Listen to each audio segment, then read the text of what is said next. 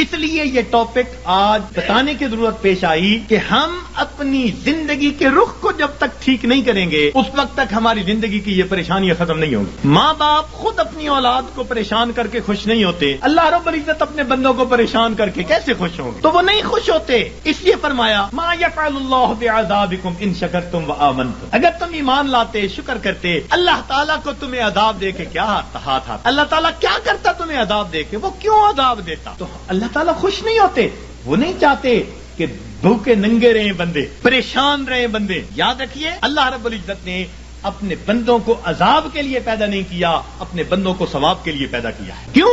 فرمایا ان اللہ بالناس لرؤوف الرحیم. جب رؤوف الرحیم ذات ہے تو وہ کبھی پریشانی میں اپنے بندوں کو نہیں ڈالنا پسند کرتے. ہم خود پریشانیوں میں پڑتے ہیں, ہم پریشانیوں کو دعوتیں دیتے ہیں, بھاگتے ہیں پریشانیوں کی طرف. کس طرح سے؟ اپنے رب کے حکموں کو توڑ کے, اپنے محبوب کی سنتوں کو چھوڑ کے. کون سا گھر ہے آج بتائیے تو صحیح کہ جہاں نبی علیہ الصلوۃ والسلام کی سنتوں کو ذبح نہیں کیا جاتا؟ الا ماشاء اللہ. نیکوں کے گھرانوں میں بھی کوئی نہ کوئی فرد ایسا ہوتا ہے جو من مرضی کا مالک, نہیں حکم چلتا دوسرے کا, نہیں اختیار کسی کا. آج ہمارے گھر, گلی کوچے, بازار نبی علیہ الصلوۃ والسلام کی سنتوں کی مذبح گاہیں بن چکی ہیں. اور پھر ہم کہتے ہیں کہ ہمیں پرسکون زندگی نصیب ہو جائے. رہنا دریا میں مگر مجھ سے بیر, رہنا دنیا میں اور دنیا کے پیدا کرنے والے کو ناراض کر کے, تو کیسے پرسکون زندگی گزاریں گے؟ ایک صاحب آئے, بڑی فیکٹریوں کے مینیجر تھے, آنسوؤں سے رونے لگے. حضرت میں اتنا پریشان ہوں, میں آپ کو بتا نہیں سکتا, میرا خرچہ پورا نہیں ہوتا. بھئی ہے کتنا؟ بس حضرت 2 کاریں دی ہوئی ہیں, میرے لیے علیحدہ, بچوں کے لیے علیحدہ. کوٹھی لے کے دی ہوئی ہے, کوٹھی پر چوکیدار, باورچی اور گن مین سب مالکوں کا, پٹرول مالکوں کا, بیمار ہو جائیں تو ڈاکٹر کا خرچہ مالکوں کا, اور ٹیکس ویکس ہو تو مالکوں کا. اور حضرت مجھے صرف 75,000 مہینے کے ملتے ہیں.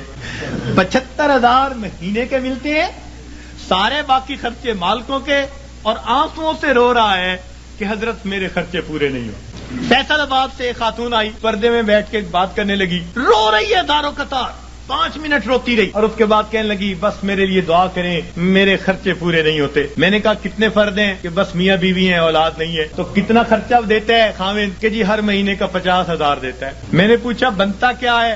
کہنے لگی بس دوائیوں پہ خرچ ہو جاتے ہیں. اور واقعی ایسے تھا, 50,000 روپیہ اکیلی خاتون کا خرچہ, مگر وہ ڈاکٹروں کے باتوں میں چلا جاتا تھا. میں نے اس مینیجر اور اس خاتون کو پھر سمجھایا.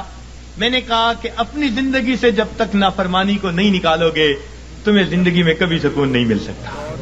تمہارے مال سے اللہ نے برکت نکال لی ہے. تمہارے 75,000 کیا 75 لاکھ بھی ہوں گے تو تمہاری ضرورتوں کو پورا نہیں کریں گے. برکت اللہ تعالیٰ نکال لیتے ہیں. اتنا کماتے ہیں ضرورتیں اتنی, پریشان. اتنا کماتے ہیں ضرورتیں اتنی, پھر پریشان.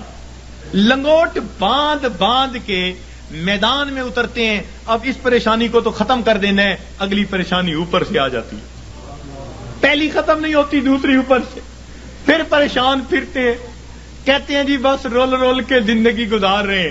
ایک صاحب کہنے لگے کہ جی کسی نے شعر لکھا ہے, ایس دکھی حیاتی دے پینڈیاں وچ, ایس دکھی حیاتی دے پینڈیاں وچ, کدی راہ پہ گئے کدی بھلدے رہ, ایک دیوا امید دا بلدا رہا, لکھ چکھڑ انیریاں دے چلدے رہ, پت جھڑ دے جھڑے ہوئے پتیاں وانگ, اسی تیرے جہان وچ رلدے رہ, پر دامن امید دا چھڈیا نا, اسی نار تقدیر دے گھلدے رہ. تو میں نے کہا کہ بھئی تمہیں پت جھڑ کے جھڑے پتے کی طرح رلنے کی ضرورت ہی کیا ہے؟ کیوں ضرورت ہے؟ تم اپنے آپ کو پروردگار کے حوالے کرو, وہ تمہیں بے آسرا نہیں فرمائے گا, وہ تمہیں کٹی پتنگ کی طرح نہیں رکھے گا, جھڑے ہوئے پتے کی طرح رلنا نہیں پڑے گا, گلنا نہیں پڑے گا تقدیر سے. وہ تقدیر بنانے والے کے ساتھ اپنے آپ کو نتھی کر لو, پھر دیکھو کہ وہ پروردگار کیسے سکون اور اطمینان کی زندگی عطا فرما دیتا ہے. تو ہمیں آج جس سے بھی پوچھیں, کوئی کہے گا بھائی نے پریشان کیا, کوئی کہے گا پڑوسی نے پریشان کیا, بیوی نے پریشان کیا, اولاد نے پریشان کیا. ہمیں کسی نے پریشان نہیں کیا, ہمیں ہمارے گناہوں نے پریشان کیا ہوا ہے, ہمیں ہمارے نفس نے پریشان کیا ہوا ہے, ہمیں شیطان نے پریشان کیا ہوا ہے. تو دشمن ہمارے 2 ہی ہیں, نفس اور شیطان, اور دونوں گناہ کروا کے ہمیں پریشان کر دیتے ہیں. ہم گناہ کرتے ہیں سکون کی خاطر, اور گناہوں سے اور بے سکونی بڑھتی ہے. میر کیا سادہ ہیں بیمار ہوئے جس کے سبب اسی عطار کے لونڈے سے دوا لیتے ہیں. جن کاموں سے پریشان ہوتا ہے بندہ سکون حاصل کرنے کی خاطر ان کاموں کو کرتے پھرتے ہیں.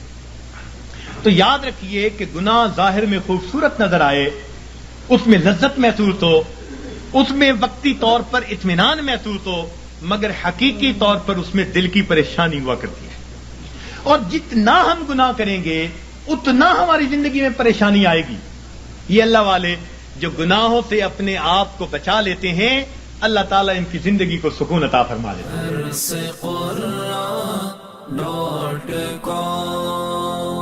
www.darsequran.com